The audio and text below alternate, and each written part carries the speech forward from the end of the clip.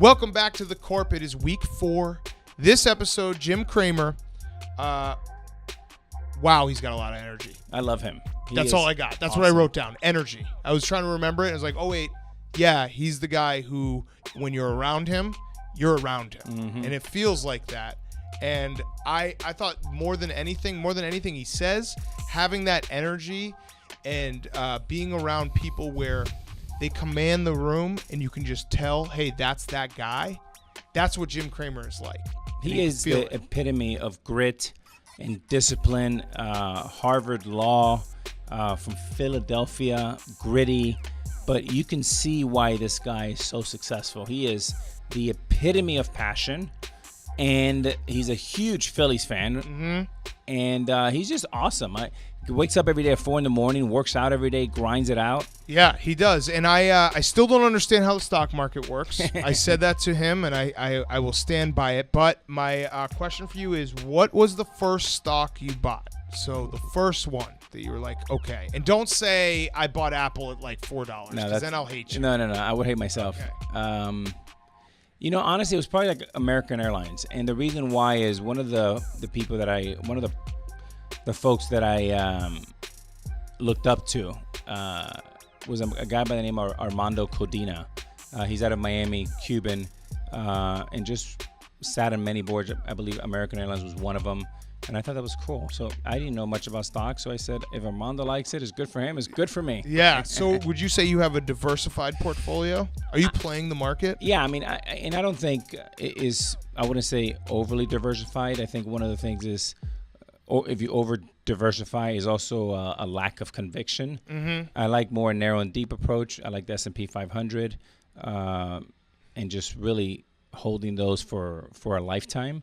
And then I have what I call the A-Rod bucket, which you want to hear what's on my A-Rod bucket? Yes, absolutely. Well, let me tell you about LinkedIn first. Okay. Our friends from LinkedIn, we're hiring. Barstool, A-Rod you're Corp, hiring. Yep. The Corp is hiring. So you need to get on LinkedIn because we won't find you unless you're on LinkedIn. And A-Rod, we've talked about this, but as people who I don't own a business, I have a stake in Barstool, so I do, I guess, would be a part owner. But when you're looking for new employees, you have to get the biggest pool of candidates possible. Mm-hmm. Otherwise, you're doing yourself a disservice. I'm sure you've had hiring nightmares. Yep. Don't say me. But you have. Company included. Yes, you have had hiring nightmares where you hire the wrong person because maybe you didn't look in the right pool or go through enough candidates. And that's why LinkedIn is so great, because they have 600 million members that visit LinkedIn to connect, learn, and grow as professionals.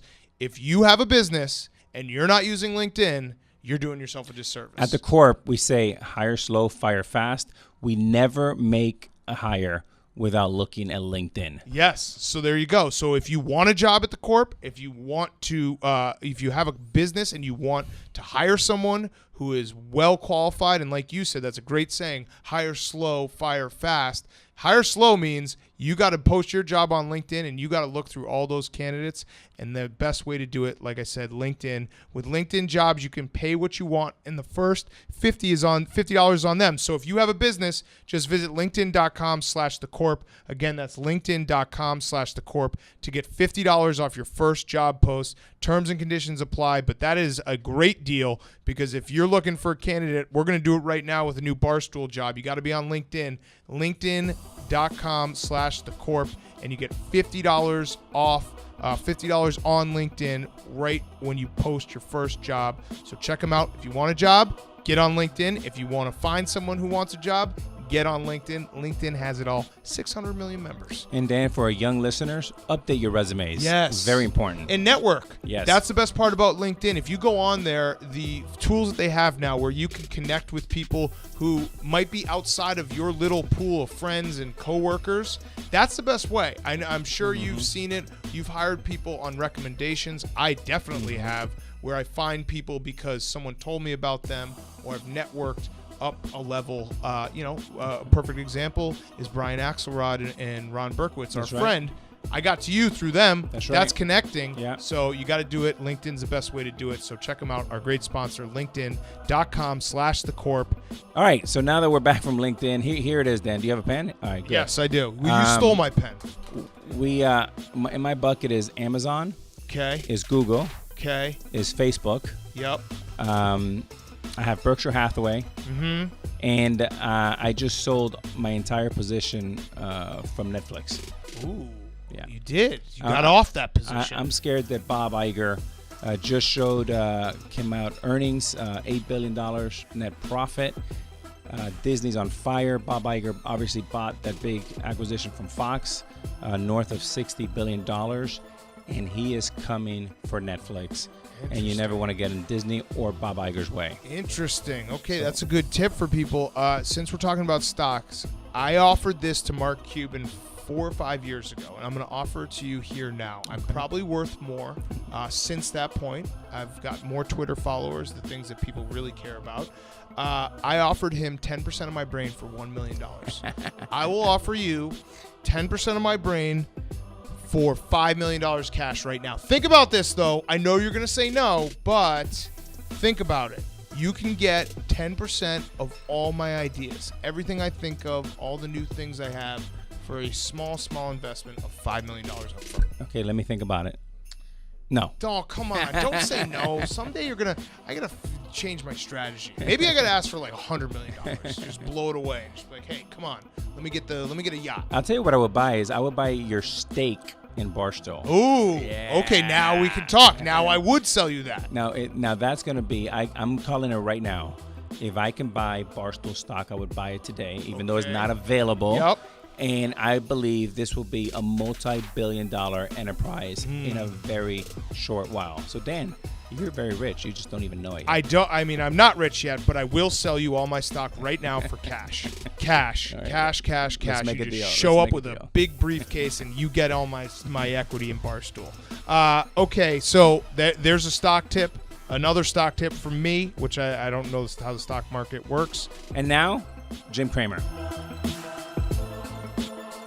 You're listening to The Corp, presented by Barstool Sports.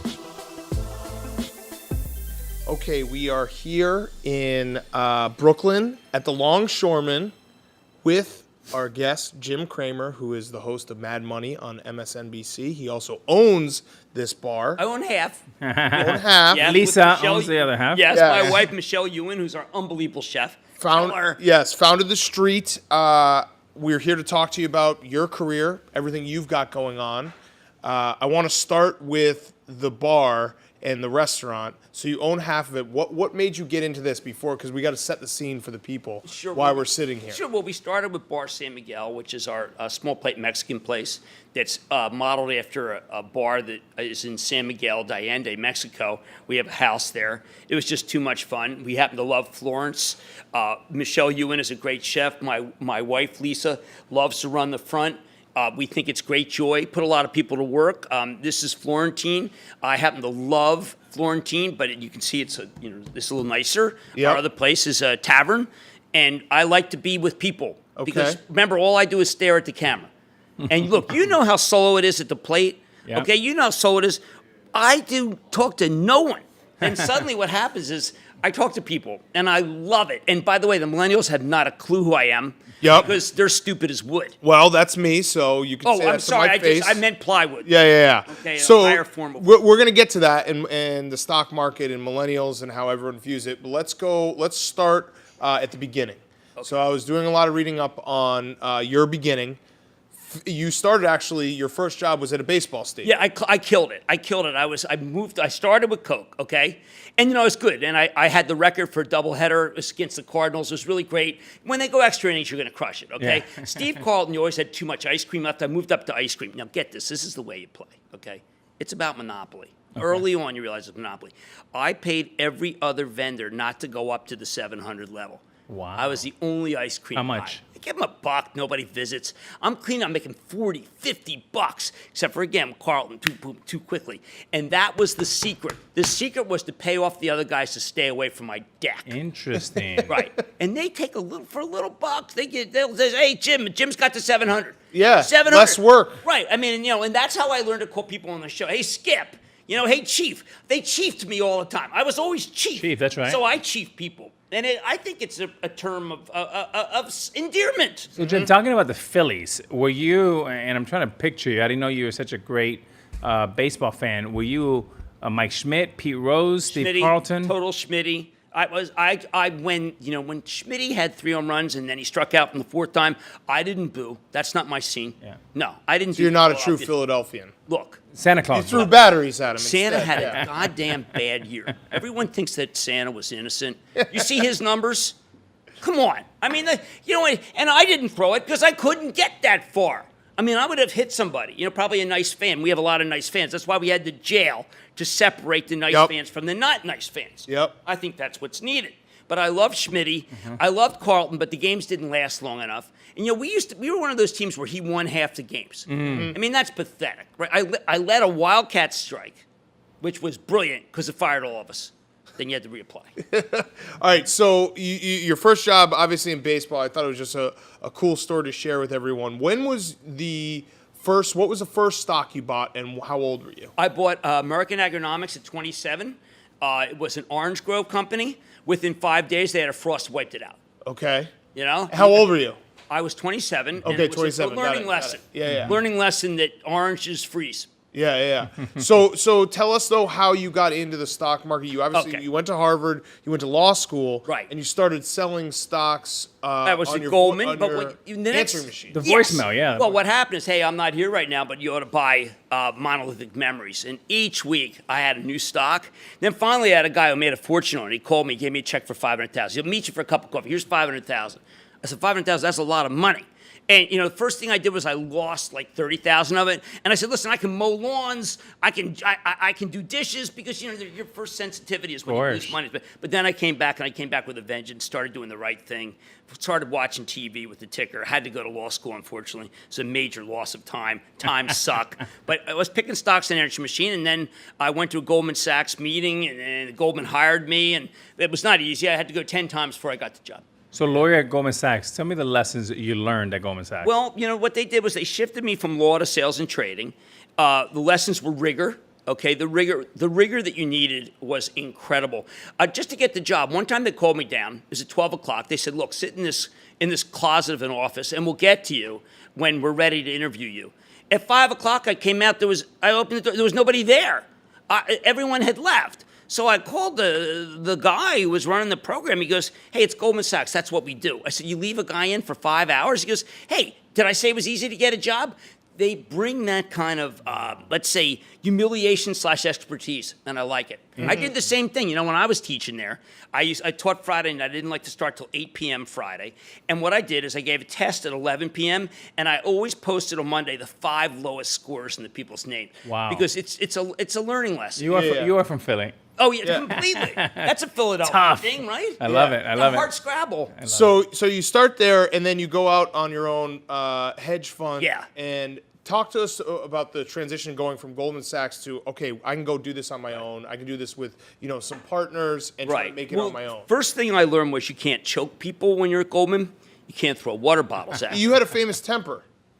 I had a bit of a temper. I would say that I would say that I was volatile, maybe mercurial, judgmental. Okay. But if you lost me money, I mean, I did. There was one time when I called a guy's mom, and I said, "Listen, your son is unacceptable behavior, and I'm going to send him home, and he needs to know from mommy tomorrow if he wants to come back to work." This is a grown man. Very grown. He quit the next day, and that means you didn't have to pay severance. Jim was like the Paul O'Neill with a cooler. One time I was having it was a I bad lost day. money. It was a bad day. The market was getting crushed. I'm looking at my wife. She doesn't like these stories. That's Lisa. We the love market them, was Lisa. getting crushed, and I was doing well. I could not believe how well. Market's down 200, 300. I said, "Look at my stocks. They're holding in." Turned out that my monitor was broken. Same prices. So I had to throw that at the window. Now, it's amazing. They made the window so you can't commit suicide because of 29. But yeah, I was the- volatile. the- But the in the computer end, bounced back at you? yes, indeed, it hurt my feet. But I was a sweetheart in the end because I always paid people well. I was the devil and then the sweetheart. You know, people care about. It was a devil bargain. You made a bargain with the devil if you worked for me, and everybody kind of liked me. The gift and the curse. Okay. Yeah. All right. So we're at the hedge fund. You start also the street. Yeah. Like what makes you want to do that? You're killing it. You're crushing. You're making money. Why would you want to add more things to your plate? Well, first, I'm a first-class masochist. Okay. And what I did was I had helped start Smart Money, and I realized that the web was coming in 1995. So I said, listen, why don't we do smartmoney.com? And Smart Money said, well, that'll wipe us out. I said, well, that's perfect. That's what it's supposed to do. And then I decided to do it for myself just because I didn't like being talked to like that. And I started it, and we lost a lot of money. But we finally, we lost about 125 mil, trying to set a record, right? I mean, didn't some players for the Mets lost about 125 million? I did it with a company. Okay. But we Wait, how did you lose 125 mil? easily. Yeah, like what? Walk me through that. Well, what happens is that when you, let's say you lose like $10 million a year because you're not selling as much advertising, it tends to accumulate over time. Yeah. And you're paying people a lot, but we had a lot of eyeballs. See, we were like an optician. Like we were losing money, but ophthalmologists, but we had the eyeballs. And so people wanted us, we were hot stock. We opened at 62, went to 67, next stop $2. Yeah. That's tough. Yeah. But we held in. I mean, we were one of only about a half dozen companies that survived that period, 1999, 2000. Pets.com. It's because I have stick. Yeah. So, .com. Jim, going I had back- stick-to-itiveness. You opened Kramer and Company hedge fund Yeah. in 1987. Exactly. Tell me how big was the fund? How much money of your capital did you have? Okay, in it? I had 100% of my capital, and then 10% of it was my dad's because I didn't have enough. And then it was about 50 million, and then ultimately I took it to 600 million. And then I retired in 2000. I weighed about 30 pounds more than I do now. I was troubled. How many hours were you sleeping a night? I slept till 2:30. I never slept past 2:30 because the bad guys sleep till 3:30. Now, see, the problem is I can never really identify the bad guys, but you know who they are. And I like to get up an hour before then so that I never let anybody beat me. Was that for the London markets? I loved trading in Japan. I loved trading in London. Japan was really important back then because what would happen is the Japanese would say, listen, tonight we're taking up Tokyo Electronic. So, well, I want to be there. And then the next day they said, we're taking up Tokyo Rail because the Tokyo market was totally rigged, but it was bigger than the United States market back then. But I traded aggressively between 2:30 and 4:30 in my pajamas. Wow. Jim, so In my Dr. Denton's. That's crazy. 87, to raise the $50 or $60 million, what kind of LPs did you have, and how long did it take you? That's a for great your- question. I had a couple people who were behind me when I was at Goldman. And then there were other people I cold called. There were fabulous people. There were people who just wanted to listen. And I told them that I had all my money in it, which was really important. I told them to follow me. It was 87. The market crashed. I had no money in the market for the crash. And that's what I became famous for, was that I had sold everything the week before. And after that, I carried around what was called my run to show that here's where I positioned the week before. And I could present well. I was able to curtail my temper during that. The temper was really just about someone making a mistake. It was mostly me. And I used to have a lot of spare keyboards because I love to hit the keyboard with the phone. The Q's flying, the W's flying, the E's flying, the R's flying. Girls, the women picking them out, the keys out of their hair and stuff. New keyboard. But it's an intense business. And if you don't match it with the intensity, then you should get out. Yeah. So you sold all your stocks before the crash in 1987. Now, was that luck? Premonition. Okay. Yep. Helped by, in pure candor, Lisa Hold Your Ears, my ex-wife, Karen, who was a genius in stocks. And she said, listen, I don't like the market. Got to be honest. Yeah. That's my way. Okay, so tell me this then. Great. Sounds like David Geffen and Sam Zell timing. David Geffen was a partner. You have a little bit. David Geffen was Look a at that. So tell me this then. Obviously, the same thing didn't happen when it crashed in 2008. 2008 was I wasn't in. I did go nuts on TV, and I said, they know nothing about the Fed. They know nothing. The problem with that is I was a TV person, and a TV person doesn't really get a lot of, a TV person is always going to be laughed at. If I had been a fund manager, it would have been more potent, but I was a fund manager previously, so I think that I should have been more listened to. But when I looked at the Fed minutes that came out 5 years later, they admitted to mentioning me, and then it says laugh. You know, there's that laugh with the grin. It's like, okay, well, Yeah, I did yeah. my best. Right. I did my best. So the transition from you retire from your hedge fund, was that because you weren't enjoying it, or I wasn't enjoying it. I felt it was not worth it. There were a couple things that happened that were signals that it was time to go. My partner at the time, Jeff, said to me in the middle of the day, he said, listen, I got to go to see my daughters play. And I said, she is going to be in 1 million plays, God damn it. This is the day that Intel reports. And that, in retrospect, was a sign. That was a sign that perhaps I'd gone too far. Because, you know, you should go to the plays. Right. Then there were some other people. There was a guy, Todd. He came in late, which was 6, you have to come in after 6 a.m. And I just tell you to go home. What are you coming in after 6 a.m.? You come in at 6. Boom, the water bottle, back of the head. Boom, that was yes. probably a mistake. But what an arm. Your arm. I had an arm then. Talking about your arm. Now, I am not making myself look good. And I am conscious of the fact there are people around here who want me to look good, but that is No, you're being who I honest, was. yeah. That's who I was. And the reason I say that's who I was because I became a kinder, gentler guy. And I think it's important to try to distinguish between that guy who did not meet Lisa, who is the front office here, and did not know what life could be like. I was tortured. And I'm not tortured anymore, so I can be. I was the most sincerely insincere man in North America back then, but I think now I'm a go along, get along fella. First of all, so Lisa, who's sitting over here, is one of the best brokers in New York City. She does good in real estate. World class. Now, my question Thank you for that. yes, of course. My question to you is: you look like a regular guy. You look like a guy that would just be hanging out at Yankee Stadium or. You know, For $1,000 or for Veteran Stadium. We play at Citizens. It's like $17 for a front row seat. But not anymore. But It was a price. If I didn't know you, I would have never guessed Harvard undergrad, Harvard Law. You just seem like one of the people's person. Well, I didn't grow up with a lot of means. Yeah. Now I'm not going to be like one of those guys who said I was a pauper because we had a 3-bedroom house and.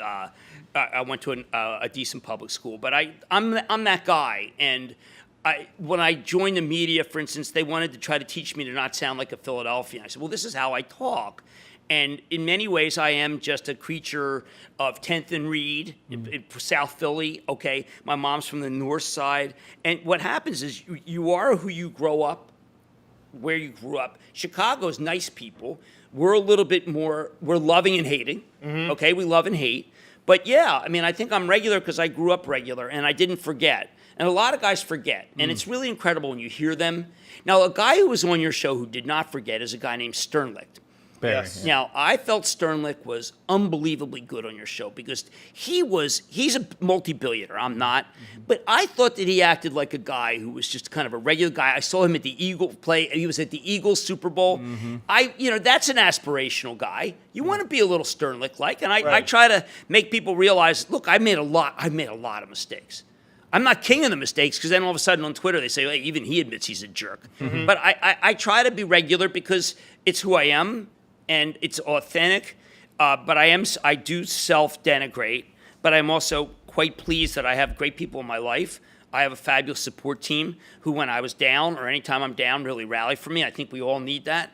And I think that a lot of why I have people stick with me is because I stick with them. I really like loyalty. What about the fact that, so you obviously got into TV, Mad Money's been wildly successful. Thank you. 3,000 shows. Incredible, 14 years. That's amazing. But you're not allowed to be in the market anymore. No, but you that's think it's okay. hard to sell to the people when you don't have skin in the game, Well, so to I speak? do have a charitable trust, but I think that what happens is, let's say this morning, I said I really like Kohl's. I have a lot of Kohl's cash in my drawer.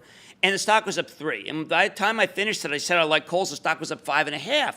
Well, let's say that I owned Kohl's for myself. Well, people would say, wait a second, he bought it at 73. He's going to sell it at 75 after the show. So then I would be a crook. And so I really want to protect the people and I want to protect myself. And I think people know that I'm getting up at 3:30 like today, doing stuff, trying to know what's going on. Hasbro reports today. Hasbro had a good quarter. And my goal is to try to help other people do well. I've been recommending Hasbro, recommending Kohl's. So what I do is very simpatico because people know I work really hard to try to make the money. So, Jim, you live in the city. Yeah, I live in Brooklyn, but I also live in Summit. Walk us through one of your days, a regular Wednesday morning tonight. Oh, man. Okay, Yeah. so my trainer will come tomorrow. He'll be there around 3:45. I let him sleep a little because he comes from an hour away, and it's important that he gets some sleep so he can train me. We will do, I'd say, 3 miles, meaning me, 3 miles on the treadmill. Then he'll stretch me a while, and then we'll lift, for a long time. Then he'll finish around 5:40. And then my driver will take me in at 6. I bang out a couple of pieces. I study what's going to be on at the 9 o'clock. My 9 o'clock show, Squawk on the Street. I meet with my team, my Action Alerts team. Then I meet with the team that is Management the Street. Then I meet with my CNBC colleagues at 8:45. They ask me some questions. I'm all mic'd on the floor. I finish at 10. I do then 20-minute videos for the street. Then I go over to CNBC and start the show. I have to write 7,000 words a day. Show starts at 4:05. Show finishes at 6, and we start the show we immediately start worrying about the next show. That's a packed day. Yeah, I like it packed. Yeah. I like it packed. And Wow. And I do. Last night I studied for a couple of hours. That meant I slacked off.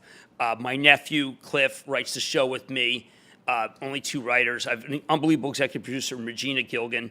And we just are riveted by what we do. And rigor is everything for us. And that show better be good, or they should take us off the air. Yeah, so I actually, when I was reading up about it, right after the show, you guys sit down and talk about the show? I go over it with my nephew, Cliff, and he tends to really just say I did it. I said I was not going to curse on the show. No, you can curse. Please. No, but I said, Fuck. half-assed. Yeah. Please. Wow, that's fuck. Shit. Wow. Yeah, okay, Yeah. all those about how I did, and that was really bad. Like Jim Cramer doesn't curse. well, You probably sworn more than anyone in life. I think I have, as a matter of fact. I think I'm in a top 10 swear. Yeah, I I'd think say I so. am. I think I can get there if I have to. Our listeners love it. They love it. Well, I did a shit job, okay? Yeah. I said I wouldn't. Fuck. My wife is like, how you do it? But he said, look, how did I do tonight? It was a shit job. Yeah. And next day, I did a shit job. So, any feelings hurt ever then? Because that's a tough thing to do, to sit down and be like, hey, look, this wasn't good. No ego about it because it's for the viewers. No ego. Now, there are some times where I come back and everyone says good show, and I know it was not a good show, and I will good show. I mean, come on, give me a What break. makes a good show? A good show is completely engaging, where there's no screw-ups in the production, and at the same time, there's pure spontaneity. Like, things get asked. I come through with some good stuff. I mean, one of our best shows recently was when I did a big mid. We like to do like monster mids and stuff. And I took a machete and I hit it, and the soda exploded all over a really nice Xenia suit. That's good TV. Right. That's TV and a half. Right. TV, it's a show and a half. I loved your Barry Sternlet interview, by the way. Barry was so great. He was Remember, great. Barry was the guy who. You know that he was the first guy who said the Federal Reserve was going all wrong, and I used that forever because Barry was saying things are getting too expensive, the business is slowing down. You have guys on who tell the truth, and it's remarkable. Dr. Oz, who I don't want open heart surgery, but if I had to, Right. What's the balance, though? You're talking about people's money. Okay. You're talking about people's money, and you're giving people tips. What's the balance between entertainment and serious talk? Because the way I see it, like, I'm a big gambler, Right. And don't take this I have wrong a way, clause but that says I can't gamble. of course, but you are kind of like, how we do a show called Barstool Sports Advisors, where it's a Which lot I love. about, hamming it up and having fun, and probably a little less about the picks. You obviously are a lot about the picks and the information. So what's that balance like? Well, look, I think if I don't entertain them, people won't watch because stocks can be inherently boring. So we have to work in a lot of jokes. We have to work in a lot of cultural references because at Google, you can work in Shakespeare for all you want. You can work in anything baseball. You can work in anything football. You have to. So I would say that obviously the entertainment is probably about 25% because we got to get people in. And one of the reasons why I think we've been successful is we recognize we have to entertain. It is a joy to entertain. You get a lot of callers. I mean, callers say, hey, Sunshine, yo, Bud. I pal people. Because that's what they got. Hey, ice cream here. I got ice cream here, vanilla and chocolate. Right. Oh, hey, one time they gave me strawberry. I had to run out. Every time hey, this is strawberry. Boom, right to the next second. Hey, you can't give me strawberry. Wait, this is strawberry. So, I mean, you do this kind of, it's like you have a bad stock of strawberry. Right. Right? It's like you run for it. But you have I to like own strawberry ice cream. I do too, but Yeah. people ask for vanilla. Yeah, no, chocolate. people want vanilla You can't chocolate. fake people Yeah. out. Yeah. It's like people used to get, you would sell them Schmitz, and everyone wanted Schlitz. Right. beer like Milwaukee famous. Right. Milwaukee looks like you could take it. Milwaukee, Schlitz is take it. very good. Jim, Yeah. who was? Did you think of a mentor that you had, and what lessons did you learn from that mentor? It's my dad.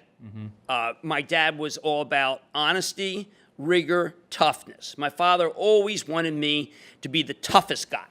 He said, I know you're not the biggest guy, but be the toughest guy and be honest and forthright. And I love that because it's true north. You never go wrong. What did he do for a living? He sold boxes and bags to Hardworking? retailers.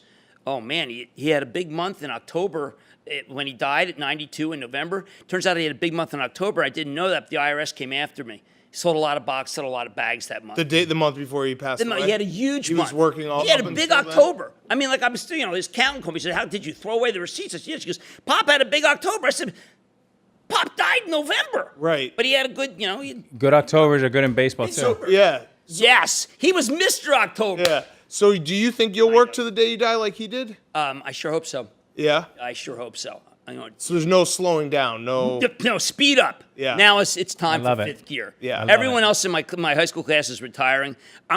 This is the time to really go full throttle. Right. Right? Who would you say out there are the 3 or 4 or 5, just the berries of the world that you just think are absolute rock stars in the investing space? In investing space. Okay. So we're going to say there's a guy named Peter Lynch who ran Magellan. He was unbelievable. He taught all of us. And One Up on Wall Street is still the best single book ever. What's it called? One Up on Wall Street. Okay. I mean, it's just a pure joy book. I'm ordering that love tonight. it. Yeah. I like Byron Wien, he works at Blackstone, and he's got a tremendous view. He's another older gentleman. He's really, really good. I know about him. He's phenomenal. I like Dave Tepper, who owns the Panthers. Yeah. He was my boss at Goldman, and one time I came down, I wanted to sell some bonds for this company, Primark, which was an oven company, and there was about 1,000 people on the floor of the Goldman Sachs on the bond floor, and I came down, I said, "Listen, Dave," he was the head of junk. I said, "Dave, I think I can sell these, get like a lot of points, a little vig if I sell these Primark bonds." And he goes, "Everybody listen up. I got a first-class jerk who wants to sell Primark bonds and hurt all his customers and make fools of them. What's your name?" I said, "Well, Jim Cramer." He goes, "I don't hear you." Jim Cramer says, "His name is Jim Cramer, and he is willing to gaff every single customer. Wow. And this guy's a disgrace. Get off my floor." Yeah. And I said, "Wow, is there any way to redeem myself?" He goes, "Never, get off my floor." So he owns the Panthers. Yeah, Dave was one of the greatest investors ever. Oh, he's fantastic. And a great sense of humor. The best. Yeah. I mean, years later, he said, "That was pretty funny, the thing with the bonds." I said, "Yeah, kind of funny." Yeah, sucked for me. Yeah, kind of like Jon Stewart Yeah. funny. Yeah. How was that, like looking back at the Jon Stewart thing, the Bear Stearns Oh, it was thing? me at my best. Yeah. Yeah, I look back, that was a home run appearance, Home run. Kind of a home run, except for I was playing football. Right. Yeah, you're not allowed to invest in the stock market No. at all? No. So what do you invest in, if you don't mind me asking? My wife does real estate. Yeah. Do that. We have a lot of real estate. Real estate. A lot of real estate. A lot of real estate, bars, Yeah. restaurants. Answer me this. So I don't play the stock Longshoreman? market. I don't know anything about the stock market. It's foreign language to me. Okay. The cynic in me thinks it's rigged. Look, I think that's a great question because I have a piece tonight that talks about a subtle rigging. I think it's rigged for Aircoin and crypto, but first, for Amazon stock first, offensive line is great. Little guy can't afford that. Right. And so to me, they should split the stocks and allow little guys in. That's why I say it's rigged toward the big guys because, when you have these stocks that are $1,000, Alphabet, Google, $1,200. Well, that just keeps out the little guy. They used to split these stocks so that the little guy could own stock. They have made it so it's too expensive per share. Now, what they'll say is, "Oh, give me a break. It doesn't matter. It's all the same company." But that is, to me, a way to keep the little guy out. Instead, they make him be in all these ETFs. They should own stocks and ETFs. Also, they used to be Franklin Delano Roosevelt said we shouldn't allow the short sellers to bang down stocks. We got rid of that too. So a lot of the smart guys bang down stocks. Now, you're allowed to short. I'm not against that. But these are things that make it so the little guy gets scared. Flash crash, little guy gets scared. December, the market goes bad, little guy gets scared. So they're just scared, and we need to protect them. And one of the things I try to do in Mad Money is protect the little guy, because the little guy can be a big guy if you don't drive them out. The little guy can go buy Amazon at $200 or buy Apple at 50. But no. I mean, they've made it so that the dollar amounts are so big that little guys will call me. I'll stop me on the street and say, I can't buy a tenth of a share. Now, they do have these little things where you can buy shares, but they're not right. So don't even go to Berkshire Hathaway because that's... Well, that's a great example. A-Rod, that's a great example. See, that stock was at $200 when I started at gold. Wow. And that was a reasonable. And then it goes to 100,000. Regular person can't buy 100,000. So I think it's rigged in the sense that big boys have an edge. Hey, Kat, what do you invest in? I don't. That's what I'm saying. Like, I don't really invest in anything. Just A-Rod Corp. The A-Rod Corp. Go public. But I inherently think that it's, especially, obviously the crash happens in 2008 and then nothing changes. And isn't that wrong? And everyone stays in power, and all the rich people keep making investigation. money. No investigation of what happened. Now, when they had the crash of '87, there was a big Treasury investigation, and we found exactly who were the bad guys.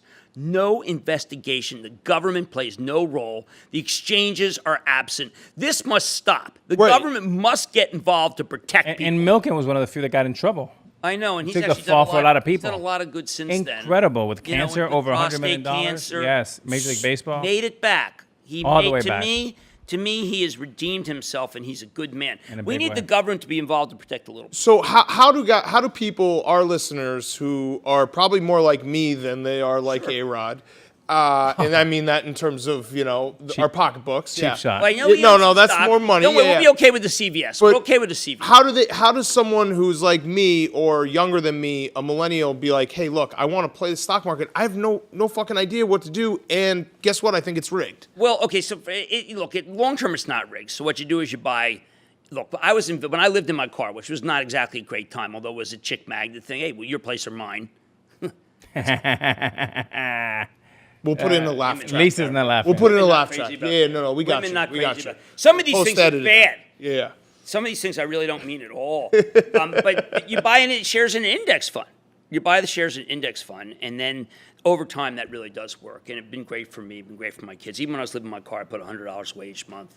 Living in my car was a detriment to a lot of things I like, but I was poor and been robbed and everything, but I still had money to invest. And so you take a longer term view, yes. Short term, it does feel very rigged. Right, and I do think that's an important thing in putting away money every month, because I think that's something that probably my generation does not do. And that's what they have to do, and I know that it seems like a boring thing, but if you put it away every month, it does compound, because like you take a stock like Pepsi, they keep paying dividend, paying dividend. They've doubled their dividend in 10 years. That's a great stock to own. After you've done your index fund, maybe you buy 100 shares of Pepsi. I mean, that kind of thing. I've got a lot of stocks that I recommend.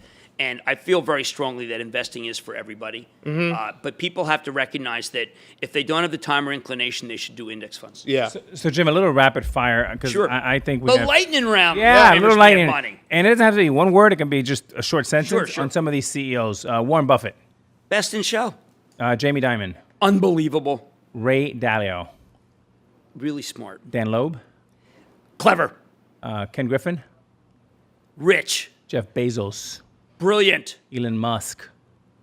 Weirdo. P.T. Oh, Barnum. sorry. P.T. Barnum. Oh, Hot. I like yeah, that. P.T. Barnum. And last one, Mark Zuckerberg. Nefarious. Ooh. Yeah, because he'd sell you. He'd sell your name. He'd sell anything. Right. Right? I mean, he's probably sold me while I'm talking. Right. Sell you to the Russians. true. Probably sold you to the Chi-Coms. What is the investing in a company that you might not morally agree with I what won't they do? it. I mean, for instance, I won't let people. I always say, if you call me about Philip Morris, Altria, I say no. Right. They're like, life's too short. Yeah. I mean, I'm just not going to recommend those guys. I mean, Cole. I mean, no, thank you. I got enough trouble. So if you're a young listener and Of which you have many, and everyone in my staff, by the way, I hi to my staff because my staff never misses you guys. Love it. Love thank you. But let's just say Jim. Let's say if Jim had $1 million, explain to me how you would diversify that across the board. Okay, so if you could invest in stocks, if you can invest in stocks. yes, if you could invest, and also Okay. this late in the cycle. Okay, well, what I would do, It depends on your age. Mm-hmm. If you're in your 50s and 60s, you want 80% in the stock market. No, you're Index fund. 25. 25. Oh, my. Yeah, You want to be yeah. as aggressive as possible. You want to be in an index. You want to be in a total aggressive, they call them aggressive funds. Mm-hmm. So you be an aggressive fund, you got your whole life to make it back, and then you got to pick 5 stocks. And the 5 stocks have to be things that you use. I mean, maybe you use Amazon, maybe you Google everything, maybe you use Verizon, your Verizon bill's big, or your cable's bill's big. Try to pick something maybe that is incredibly, a biotech that is trying to cure cancer. That would be a terrific one to be involved in. And then, maybe something that just has a good dividend. So you have a little extra income come in. A Dow Chemical. Would you buy any puts to? I don't encourage puts because I encourage people to raise cash. So puts for our listeners is basically an insurance that you buy on your portfolio. Right. I mean, for a really sharp person who can be there every day, yes, I recommend puts. But otherwise, I say raise cash. And but I really want people to think long term. A person who's 25, unbelievable opportunity to invest in these companies that are just beginning, that are so, a company like Shopify. Mm-hmm. Oh my, Etsy, Brooklyn's own Etsy, unbelievable. You can buy these companies, you can put them away, and they're incredible. And so that's what Costco. Costco, what a bargain. Home Depot. Why a bargain? How many times is it trading EBITDA? Well, 28 times earnings, but it's just they expensive. make it on the card. Got it. Yeah, I am to be. My wife's executive. I just have the white card, but that's okay. Families disagree on things. Right. All right. Last question I have for you. Oh man, come on. I would love to go forever. And I You've have got one other more. things you have to do. I want to give you though an opportunity. Biggest professional mistake you've made. To maybe let people say, whether it be the Bear Stearns, Jon Stewart, or Lenny Dykstra. or, Lenny was very interesting. His actual numbers were quite good, but the guy who kept the numbers passed away. yeah, he made them up too. Right? For Bear Stearns, I said that you could keep your money in. I meant that the account was safe, but it didn't matter. It got distorted, but that's life. But I want everyone to know because I think this is Okay, being let's honest use- is obviously I helps like you a talking lot. about the Right. Jon Stewart situation. Yeah. Because here's what I did. I took a beat down. I think we have beat downs in life. And my takeaway from the beat down was, the next morning I got up, I showered, I shaved, I put my pants on, put my shirt on, I put my tie on, I put my jacket on, and I went to work. So I say, when you get that beat down, and we all suffer beat downs, I got a real idea for you.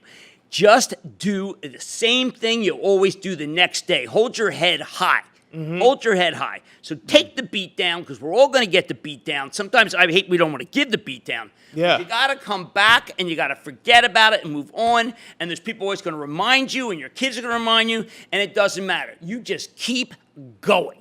Never look back, Satchel Paige. Never look back. And that's the lesson of the beat down. I like which that. we might take. Yeah. And you know what? Did I like the beat down? Absolutely not. Was I mortified? Yes. Did I come back the next day the same way I always do? Absolutely. Have you watched the tape? Nah, don't need to do that. Don't look Don't back. need to do that. Don't look back. Don't need No, to it's a do great that. lesson though because everyone gets, everyone Yeah. gets kicked down, the shit kicked out of them once in a while, and Look, how I'm you glad you brought respond. it up because a lot of people don't want to bring it up, and I'm Yeah. happy to bring it up because of the lesson that I want to teach people, which is that if you can get humiliated on national TV by watching millions of people, and then the next morning you go do your job, that's the revenge. Right. Okay, that's your revenge. And then I go do another 2,000 shows. That's the revenge. And I will do another 1,000 shows. So I don't care. I have a lot of experience. right? Yeah. Yes, Really- Right. with me. But the answer Right. still is Lenny Dykstra, right? Lenny was a tough one because Lenny had other sources of things that Yes. were wrong. Yes. But a great player. The Twizzlers should have been a Played, tip-off. played for the for the Mets. And Chewing the Phillies. Twizzlers played for all the the time. Phillies. Yeah. He was great. I grew But, up 86 Nails. Mets. That was yes. But I have a Sam Girard attitude. Just when in The Fugitive, I didn't kill my wife. I don't care. Last one for me, and Kat, you can close it after this. Yeah. We buy sell. I got a fee for you. Buy sell. Sure. Really quickly. Facebook, Buy, Amazon, buy, Netflix, buy, Google, buy, Berkshire, buy, JP Morgan, buy, Bank of America, hold, Apple. buy. Last one for me. You're 25 years old. Should you buy a house, buy an apartment, or rent? Right now you have to rent. It's going too high. There you go. There's too few houses. Let them build more houses and it'll come down. Okay. All right, last one, A-Rod Corp. Bye. You got it. All right, I'm still waiting for my payoff. Will my wife dividend. still talk to me after my candor? It's vesting. Yeah. It's Oh vesting. yeah. I thought you did a great job, Jim Really? Cramer. Thank I you love so this much. show. Thank you for talking about the fantastic. real stuff. Yes. Right? The real stuff. Absolutely. Thank you so much, Appreciate it. and congrats with all your great work. Yes. And thank you, Lisa. Awesome. Oh, That was that's great. That's gonna That be was great. amazing.